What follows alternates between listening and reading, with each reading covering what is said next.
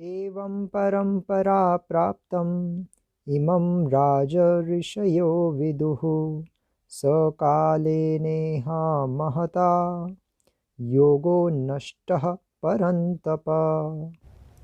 हरे कृष्ण।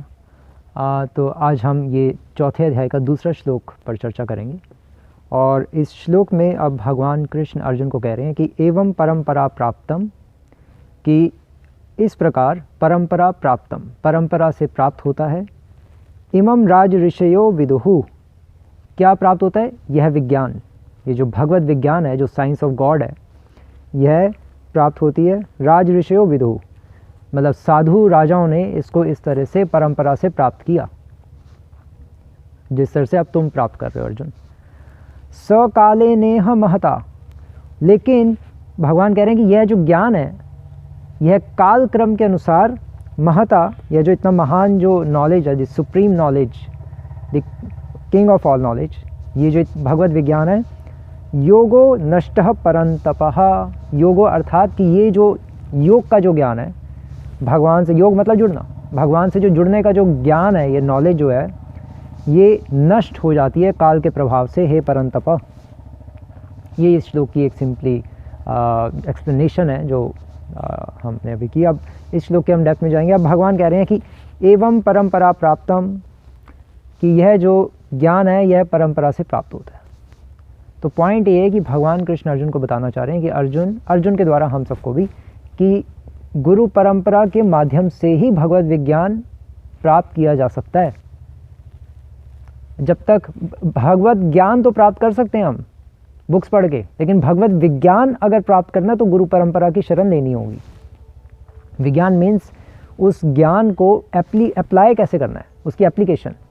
जैसे for example हम कभी ट्रेन में जाते हैं तो स्टेशन पे हम देखते हैं गीता प्रेस गोरखपुर की बुक्स पढ़ी हुई हैं और हम खरीद लेते हैं और पढ़ते रहते हैं, लेकिन पढ़ के कोई डिवोटी थोड़ी ना बनता है ऐसे, क्योंकि उसने ज्ञान ले लिया गीता का, लेकिन उसको अप्लाई कैसे करना है अपनी लाइफ में, अप्लाई करना उसको नहीं आया, तो फिर इट मीन्स उसका गीता पढ़ना निष्फल हो गया, बेकार हो गया। तो गीता को तभी हम समझ सकते हैं या भक्ति को हम तभी अपने हृदय में ला सकते हैं जब हम गुरु परंपरा की शरण लें। तो इस श्लोक से भगवान मुख्यतः एक ये पॉइंट तो बता ही रहे हैं कि जब तक हम किसी गुरु परंपरा की शरण नहीं लेंगे तब तक हमें हमारे हृदय में भक्ति प्रकट नहीं हो सकती। इमं राज ऋषयो विदुहु, किस तरह से ये राज ऋषियों का जो ज्ञान है ये राज ऋषियों को मिला। श्री प्रभुपाद लिख रहे हैं कि यहाँ स्पष्ट कहा गया है कि गीता विशेष रूप से राज ऋषियों के लिए थी, क्योंकि वे इसका उपयोग प्रजा के ऊपर शासन करने में करते थे। बट इट डजंट मीन कि केवल राज ऋषियों के लिए, किंग्स के लिए ही ये नॉलेज थी, ऐसा नहीं है। केवल किंग्स के लिए नहीं थी। जब कहा जाता है किंग्स के लिए थी विशेष रूप से, तो इसलिए कहा जाता है क्योंकि वे इसका उपयोग प्रजा के ऊपर शासन करने में करते हैं। क्योंकि अगर वो इस नॉलेज को नहीं समझेंगे, साइंस ऑफ गॉड को, तो प्रजा का अहित करेंगे। जब खुद ही असुर होंगे राजा, तो प्रजा को कहाँ से भक्त बनाएंगे भगवान का? पॉइंट ये। तो इसलिए राजा को तो भक्त होना ही चाहिए, नहीं तो वो प्रजा के साथ गलत व्यवहार करेगा, सजा भी गलत देगा और उनको भक्ति भी नहीं दे सकता। तो जब भक्ति ही नहीं दे सकता तो उसके राजा होने का फ़ायदा क्या है? वैदिक काल में राजा भक्त हो, यही सब आशा करते थे। इसलिए युधिष्ठिर महाराज को भगवान ने राजा बनाया दुनिया का, जब सब कौरव मर गए। प्रहलाद महाराज को राजा बनाया, ध्रुव महाराज को, क्योंकि ये राज ऋषि थे, ये प्योर डिवोटीज थे और इनको राज्य करना भी आता था। तो ये यहाँ पे पॉइंट है। और अब एक्चुअली पॉइंट एक और ये भी है यहाँ पर कि ये जो भगवान कह रहे हैं कि इमं राज ऋषियो विदुहु, इस पॉइंट का जो कर्मकांडी लोग हैं वो गलत इंटरप्रिटेशन भी करते हैं। वो कहते हैं कि देखो ये तो राज ऋषियों के लिए, भगवान ही कह रहे हैं कि ये राज ऋषियों के लिए ज्ञान है, ये वैश्य और शूद्रों के लिए नहीं है। ये तो बस जिनको जो क्षत्रिय हैं, जो राज्य करते हैं, बस वो इस ज्ञान को लें। तो एक्चुअली भक्तिवेदांत सरस्वती ठाकुर जब थे तो उस टाइम पे कर्मकांडी के साथ उनकी काफ़ी डिबेट हुई। तो उन्होंने कहा कि देखो ये तो शूद्रों के लिए नहीं है। तो भक्तिवेदांत सरस्वती ठाकुर ने कहा कि ठीक है, आप कह रहे हो कि शूद्रों को गीता नहीं सुननी चाहिए, वो एलिजिबल नहीं है भगवत विज्ञान लेने के लिए, उनको आप क्यों सुना रहे हैं भगवत विज्ञान, ये केवल ब्राह्मण और क्षत्रियों के लिए ही है। तो भक्तिवेदांत सरस्वती ठाकुर ने कहा कि ठीक है, आपकी ये फिलॉसफी आप अपने पास रखिए। क्यों? क्योंकि अगर आप इस सिद्धांत को लेके चलें तो फिर तो आप जो अपनी पूजा करते हैं वो आप किसको अर्पण करते हैं? अपनी ऑफरिंग आप बलि महाराज को करते हैं, और बलि महाराज तो दैत्य कुल से थे, वो तो दैत्य थे। और प्लस आप हनुमान जी की भी पूजा करते हैं, हनुमान जी तो बंदर थे, वो तो शूद्र से भी गिरे हुए थे, मतलब एक अलग ही योनि के थे, और उनकी आप पूजा करते हैं, उनको पूजा अर्पण करते हैं। तो यहाँ पर आकर फिर कर्मकांडियों की बोलती बंद हो गई। तो पॉइंट ये है कि इसको हमें ऐसे नहीं समझना चाहिए कि गीता केवल राज ऋषियों के लिए ही है। प्रभुपाद जी यहाँ लिख रहे हैं, लेकिन इसको हमें सही सेंस में समझना होगा। प्रभुपाद लिख रहे हैं विशेष रूप से राज ऋषियों के लिए। क्यों? क्योंकि उनको शासन करने के लिए उसको पता होना चाहिए कि ये साइंस ऑफ गॉड है क्या, ताकि वो सही से मैनेजमेंट कर सकें, प्रोटेक्शन कर सके सिटीजन्स की। बट डजेंट मीन कि केवल राजाओं लोगों के लिए ही है, क्योंकि अगर ऐसा होता तो फिर भगवान क्यों कहते हैं 9.32 में गीता में भगवान ने कहा है स्त्रियों वैश्यस तथा शूद्र, कि ये शूद्रों के लिए भी है गीता का ज्ञान। मतलब एक्चुअली ये जातिवाद जो होते हैं, जो कास्ट ब्राह्मणस होते हैं, उन्होंने पॉइंट उठाया था भक्तिवेदांत सरस्वती ठाकुर के टाइम पे। और लेकिन गीता में भगवान कह रहे हैं कि सबके लिए भगवत विज्ञान। और श्री प्रभुपाद इसके तात्पर्य के अंतिम अपने लाइंस में लिख रहे हैं कि भगवत गीता यथारूप मानवता के लिए महान वरदान है। प्रभुपाद जी ये नहीं लिख रहे लास्ट में कि भगवत गीता यथारूप केवल राज ऋषियों के लिए, केवल क्षत्रिय प्रवृत्ति जैसे लोगों के लिए, ये नहीं कह रहे। तो ये यहाँ पर ध्यान देने योग्य बात है। और एक्चुअली शंकराचार्य भी गीता को वो भी कहते थे कि राज ऋषियों विदु, कि ये वो इस राज ऋषि जो वर्ड है, इस वर्ड की इस तरह से इंटरप्रिटेशन करते थे शंकराचार्य कि ये केवल राजाओं के लिए और ऋषियों के लिए, अर्थात राजाओं के लिए, क्षत्रियों के लिए, और ऋषियों के लिए अर्थात ब्राह्मणों के लिए। केवल ब्राह्मण और क्षत्रियों के लिए है गीता का ज्ञान, ये भगवत विज्ञान, वैश्य और शूद्रों के लिए नहीं है। शंकराचार्य का ये सिद्धांत था, जो कि गलत था। और इसीलिए इसको, तो ये शंकरा का सिद्धांत है और कर्मकांडी का सिद्धांत है कि ये केवल ब्राह्मण और क्षत्रियों के लिए। लेकिन नहीं, गीता में भगवान जगह कह रहे हैं सबके लिए, स्त्री वैश्य तथा शूद्र। और भी कई श्लोक आते हैं जिसमें भगवान कह रहे हैं, वो हम आगे डिस्कस करेंगे। तो ये सबके लिए भगवान, सभी जीवात्मा भगवान के अंश हैं। ममे वांश जीवलोके जीवभूत सनातन, भगवान कहेंगे आगे। तो भगवान कोई केवल ब्राह्मण क्षत्रिय के लिए थोड़ा ना गीता ज्ञान देंगे। तो कर्मकांडी को यही कहना था कि केवल ब्राह्मण और क्षत्रिय सुने, श्रवण करें, वैश्य और शूद्रों को भगवत कथा श्रवण करने का भी हक नहीं है। इस तरह से उटपटांग से उनके सिद्धांत थे। अब क्वेश्चन ये उठता है कि क्या भगवान ने गीता सूर्यदेव विवस्वान को ही केवल बोली थी क्या, या दूसरे शब्दों में भगवान ने सूर्यदेव विवस्वान को ही गीता क्यों बोली, मतलब और कोई नहीं मिला क्या? तो सचमुच और कोई मिला ही नहीं भगवान को। क्यों? क्योंकि उस टाइम कोई था ही नहीं। क्योंकि सूर्यदेव विवस्वान कौन है? सूर्यदेव विवस्वान मनु, वैवस्वत मनु के पिता हैं।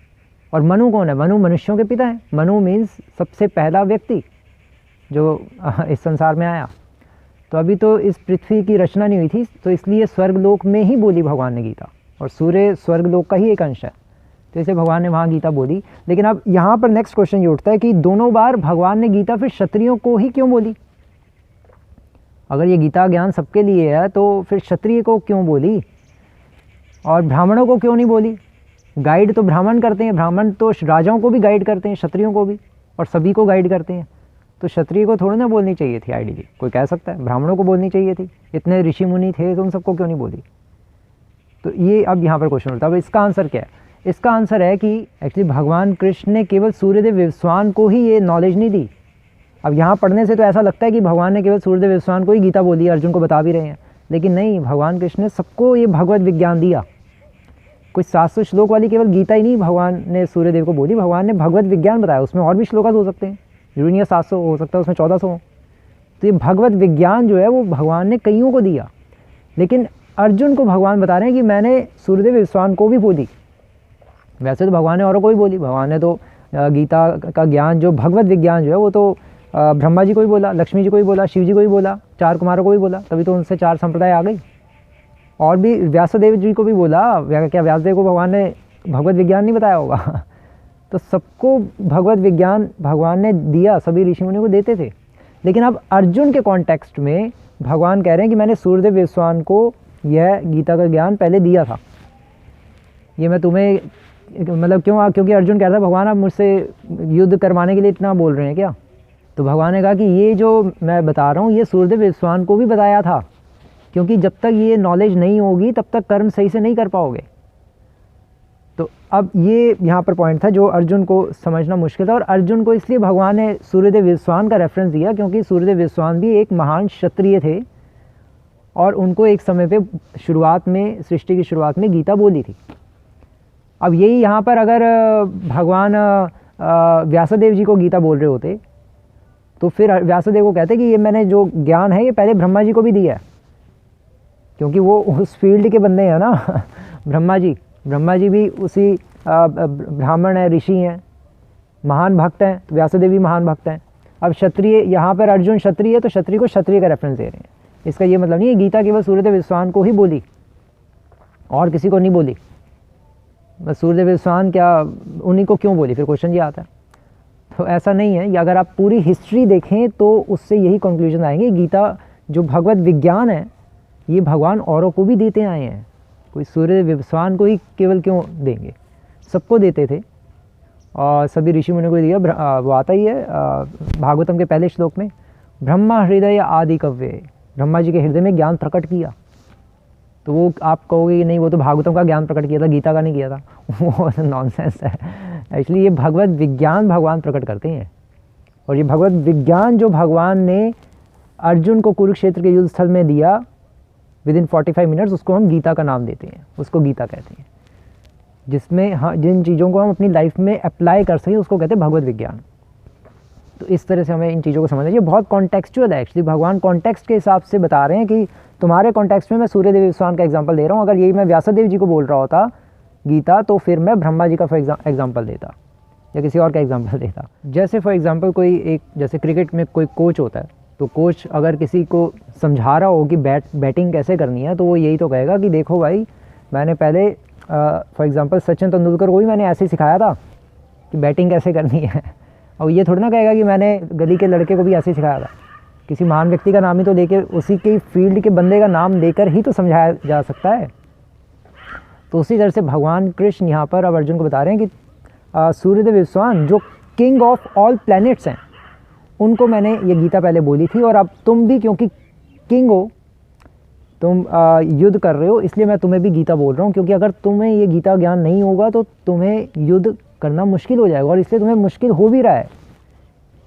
ये भगवान, इसलिए यहाँ पर भगवान ने गीता बोली। तो पॉइंट यही है, मतलब भगवान को केवल सूर्यदेव विश्वान और अर्जुन को गीता का ज्ञान नहीं दे रहे, भगवान ने ब्रह्मा जी के पुत्रों को, मरीचि, गौतम, व्यासदेव, सबको भगवत विज्ञान दिया। ऐसा नहीं केवल वो सूर्यदेव विश्वान और अर्जुन से ही घनिष्ठता या मित्रता है, औरों को नहीं दे रहे, नहीं सबको ज्ञान दे रहे थे। यह ज्ञान केवल क्षत्रियों के लिए नहीं है, क्योंकि अगर जब क्षत्रियों के लिए है तो ब्राह्मणों के लिए तो होगा ही होगा, क्योंकि क्षत्रिय से ऊपर कौन है, ब्राह्मण है। तो ये पॉइंट हमें पता होना चाहिए। ऐसा नहीं भगवान ने ब्राह्मणों को नहीं दिया, केवल क्षत्रियों को दिया और ये क्षत्रियों के लिए है। ये तो सभी मनुष्य समाज के लिए है भगवत विज्ञान। ये जो गीता है ये कोई किसी देश काल या व्यक्ति तक सीमित नहीं है। तो पॉइंट ये है कि ये जो जैसे मैं बता रहा हूँ ये चीज़ें अब ये कहाँ मिलेंगी, अब ये आंसर्स कहाँ मिलते हैं। ये आंसर्स एक्चुअली केवल गीता से नहीं निकलते, ये आप हमें हिस्ट्री को देखना होगा कि इतिहास में क्या हुआ। वैसे प्रमाण है, जैसे प्रमाण 10 मुख्य प्रमाण होते हैं, जिसमें 10 प्रमाण होते हैं, जिसमें 3 मुख्य प्रमाण होते हैं, प्रत्यक्ष, अनुमान और शब्द प्रमाण। और उन 10 में से एक और प्रमाण होता है, उसको कहते हैं हिस्टोरिकल एविडेंस। एक इतिहास भी एक प्रमाण है कि इतिहास में क्या क्या हुआ, कैसे कैसे हुआ, उसके बिहाफ पे फिर हम कुछ निर्णय लेके भी प्रूव कर सकते हैं। तो इस तरह से हमें समझना चाहिए। और फिर भगवान कृष्ण आगे कह रहे हैं कि सकाले नेह महता, कि ये जो ज्ञान है गीता का, ये काल के प्रभाव से धीरे धीरे खत्म हो जाता है। तो काल जो है वो बहुत अल्टीमेटली देखा जाए तो बहुत क्या है, डेंजरस है। अगर मान लीजिए किसी कंपनी में भी कोई चीज़ सेट करनी है तो उसके लिए हमें इंटेलिजेंस और हमें एनर्जी चाहिए, एफर्ट्स चाहिए। कुछ चीज़ अगर हमें कुछ सिस्टम बनाना है कुछ कंपनी में या कहीं पे भी हमें कोई सिस्टम बनाना है तो हमें अपनी बुद्धि और अपनी शक्ति लगानी ही पड़ेगी। जब हम बुद्धि और शक्ति नहीं लगाएंगे तो धीरे धीरे नष्ट हो जाएगा। तो ये संसार जो है यहाँ पर ये अशाश्वतम है, यहाँ पर धीरे धीरे चीज़ें नष्ट हो ही जाती हैं। चाहे हम बुद्धि और शक्ति भी लगा लें, अपनी इंटेलिजेंस और पावर भी लगा लें, तब भी चीज़ें धीरे धीरे काल के प्रभाव से नष्ट हो जाती हैं, क्योंकि यहाँ पर ये भोगमय संसार है, ये काम वासना से बना है। स्पिरिचुअल वर्ल्ड प्रेम वासना से बना है या सेवा भाव से बना है, इसलिए वहाँ पर चीज़ें नष्ट नहीं होती काल के प्रभाव से, यहाँ पर नष्ट हो जाती हैं। जहाँ पर प्रेम होता है वहाँ डिस्ट्रक्शन नहीं होती, वहाँ कुछ नष्ट नहीं होता। जहाँ भोग वासना होती है वहीं पर काल अपना प्रभाव दिखा पाता है। मतलब इस भोग के साम्राज्य में ही काल का प्रभाव चलता है, आध्यात्मिक जगत में नहीं चलता। इसलिए अगर हमें काल के प्रभाव को रोकना है कि गीता ज्ञान नष्ट ना हो हमारे हृदय में, तो फिर हमें अपनी इंटेलिजेंस और अपनी एनर्जी ये तो लगानी ही है, साथ साथ हमें गुरु परंपरा का आशीर्वाद भी चाहिए। कंबाइंड एफर्ट से ही हम आगे बढ़ सकते हैं। अब भक्ति करने में हमें प्लानिंग करनी चाहिए, अपनी बुद्धि और शक्ति लगानी चाहिए, और प्लस गुरु परंपरा अर्थात हमें अपने किसी एक 4 प्रामाणिक वैष्णव संप्रदाय उनमें से किसी एक गुरु परंपरा का आश्रय लेके भक्ति संपन्न करनी चाहिए। तो फिर हम काल के प्रभाव से जो ज्ञान नष्ट हो जाता है, एटलीस्ट वो हमारे हृदय में तो नष्ट ना हो, और फिर हमारी भक्ति बनी रहेगी। नहीं तो कई सालों के बाद भक्ति धीरे धीरे खत्म हो जाती है अच्छे भक्तों की। वो भक्ति बनी रहे तो उसके लिए हमें अपनी स्ट्रॉन्ग डिवोशन करनी पड़ेगी और सही से साधना करनी पड़ेगी। तो भगवत कृपा से, क्योंकि हम सेवा भाव रख रहे हैं हृदय में, जहाँ सेवा भाव होता है वहाँ काल का प्रभाव नहीं होता, जहाँ भोग भाव होता है वहाँ काल का प्रभाव होता है। तो इस तरह से हम इस श्लोक को समझेंगे। योगो नष्टः परन्तप, जहाँ सेवा भाव नहीं होगा वहाँ योग नष्ट हो जाएगा। ये इस श्लोक का आशय है। हरे कृष्ण। श्रील प्रभुपाद की